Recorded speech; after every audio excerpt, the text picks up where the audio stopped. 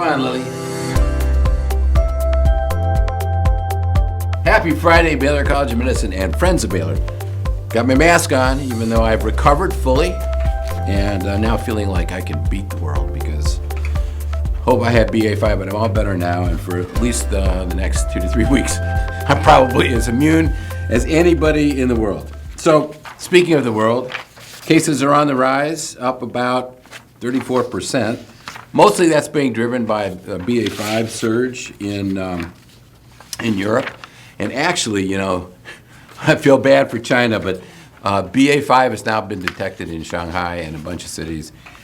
I have no idea how they're going to manage that because it's going to be impossible to control. So it'll be interesting to follow over the next few months what happens in China. As I mentioned, Europe is really on the rise. With Omicron, it came down pretty good, and then, you know, I was telling people, have fun, go to Europe. Well, Europe's the way up. Greece, Italy, Germany, all up. Portugal is fascinating because Portugal was late to the party. They had one of the best vaccine responses of any country. And as you can see, because of that, they were pretty okay. But Omicron took them out, and they've had a lot more hospitalizations and mortality because it's an older community. And they're now on the rise again. So I have some friends who are going to Portugal. I told them, take Paxlovid with you and a couple of kits because I think it's going to be hard to avoid BA5 in Portugal. In the United States, I think we're having a real misunderstanding of what's going on. So if you look at the national data set, it looks flat. And in fact, we keep saying it's about 100,000 cases.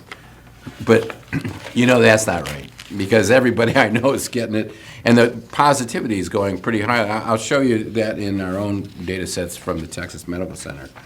So we're dealing with reported cases, but a lot of cases are being detected at home. So I'm not sure what reported cases really mean. Not very accurate. But, I mean, according to this, the New England states are going lower, and we know it's bad in the South and in the West. But there seems to be a surge in the New England states also. New York is going up, almost 5 to 10% positivity, and yet that's not being reported. If you look at the CDC data, which, you know, looks at high-risk communities, Texas is definitely a high-risk community, and we are in the middle of it. You can see, the brown is higher risk. And throughout the Midwest, the South, and the West is particularly bad. In Harris County, our little county here, we're up to about almost 300 cases per 100,000. Remember, the cutoff by the CDC is over 200. And over 10 hospitalizations per 100,000 is bad. We're at 18. In Dimmitt County, I love our friends in Dimmitt County. They're following us. They're also becoming a high-risk community. Now, one of the things I'm really happy about is, you know, one of the things we did at the Texas Medical Center is all the CEOs of the hospitals shared information, shared data sets, and we got real-time ability to follow what was going on, but we stopped doing that a few months ago because things were looking good. Well, we've started back up because things aren't so good, and it gives us a lot of insight that we wouldn't have. So last week, over the 7-day average, we had almost 16% of the patients that were tested positive. Now, remember, less than 5% is considered low. 16% is very, very high. You know, and on last week, the Texas Medical Center admitted almost over 200 patients with COVID compared to the previous week of 210. And you can see in this graph of 7 days of hospitalizations, you know, this was the Omicron peak before. Now you can see the BA4 and 5 peak going up. And this difference between the number of cases between, you know, Omicron BA1 and 2 and now is one of two things. It's either the virus is less virulent, which I don't believe, or just more broad immunity. And I think this will continue to go up. Hopefully, though, we'll avoid serious disease and mortality. The CDC is doing, you know, what it does with wastewater, and the wastewater data is pretty consistent each week. It's been very high, going up in the Midwest and West, and coming down in the Northeast, which, you know, is not really, we'll see if it's reflected in case number, but in Houston, the viral load has really gone up. It keeps going up. It's now 843% of what it was in July of 2020, so it's an 8-fold rise over when we first started doing this. And almost all the stations are showing an increase. And this is plotted. TMC did a good job of plotting this data over time. And so this is the wastewater data over time. And I've indicated each of the peaks. So this was the alpha peak, the delta peak, the BA1-2 peak, and now the BA4-5 peak. And what you can see is, in terms of wastewater, it's almost back to where it was at the very highest peak of Omicron. So when we say there's only, like nationally, there's only 100,000 cases, a day, it's probably more like 8 times more than that, probably 800,000, because that was the number of daily cases during the Omicron peak. So many people are diagnosing at home, we don't have accurate case number, but when you see this kind of wastewater number, it makes you think the case number is really, really vastly underrepresented, underreported. So the CDC follows the genomic surveillance of the various variants, and you can see BA5 is now the dominant variant. BA1 and 2 are virtually gone. BA2.12, which was one of the early branches off of BA2, is still around, but over 50% are BA5, and that is the dominant number. You can see the dark green parts of the circles here, dominant variant in Texas and most of the West. So it's an interesting study that begins to try to figure out, what's the immune response to these various variants. And it was studied by David Ho and his colleagues from the Aaron Diamond and Columbia University. And they looked at a period of time up until April 22, April and May. And just to show you different countries, the raspberry color here is BA5, BA4-5. And South Africa, as you can see, became dominant very quickly. This was taken, a few months ago where BA5 was just emerging, and it's now the dominant strain.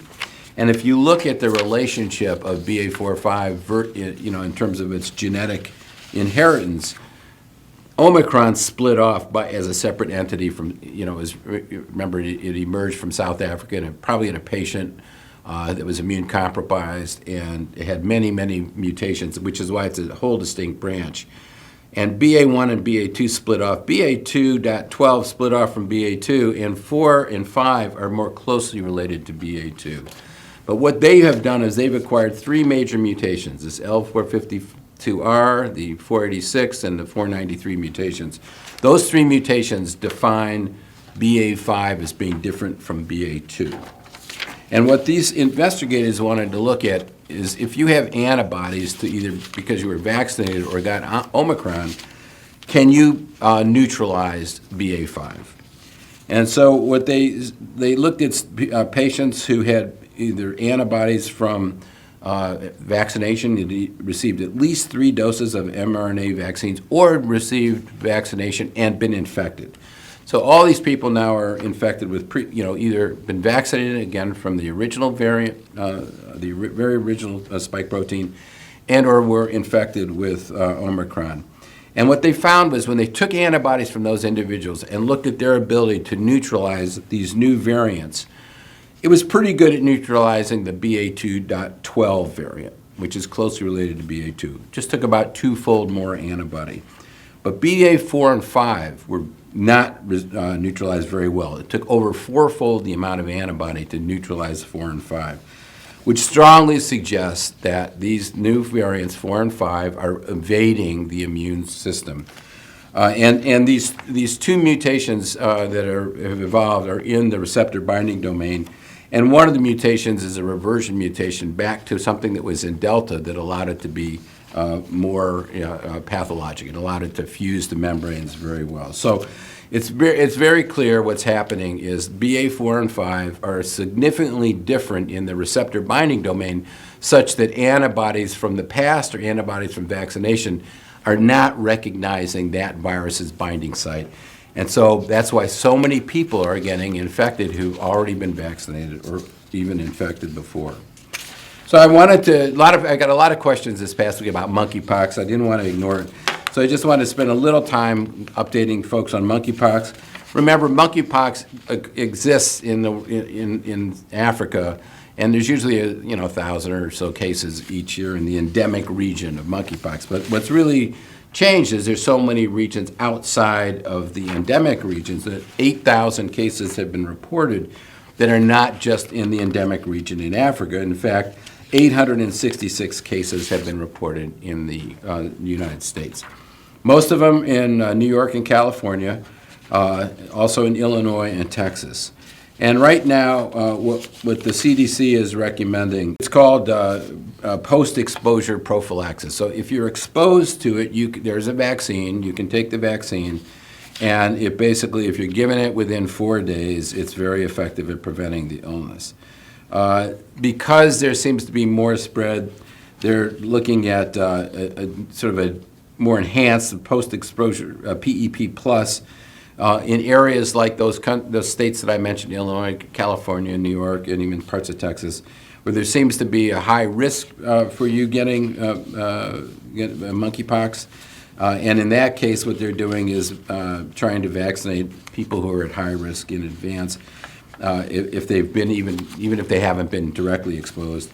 And then there's some attempt to do pre-exposure prophylaxis in people who are at very high risk. For example, laboratory workers or doctors who are seeing patients with monkeypox. So that's sort of where it is. There's no sort of broad attempt to vaccinate everybody yet. And if you are old enough that you had smallpox vaccine, then you're unlikely to get monkeypox. And again, at these exposure prophylaxis vaccinations are done with a vaccine that's specific for monkeypox. So I wanted to end today with a big shout out actually to the Texas Medical Center. For one thing, Bill McKeon and his team, Isaac Middleton, they're accumulating the data, assembling the data once again, and all the TMC CEOs are participating in sharing that information. That worked very well for us, and it allows us to report real time to the folks in Houston. And so I think that's really great. I'm glad we started it up again. And it's a lot of effort on the part of the various hospitals, so I really appreciate what they've done. And the other thing is I want to welcome our new students in the medical school, and the graduate school, and health profession school. They all are starting. We're happy to have you here. Welcome to Baylor. We're really excited about your future here. Anyway, have a great weekend, and I can't wait to see you next week.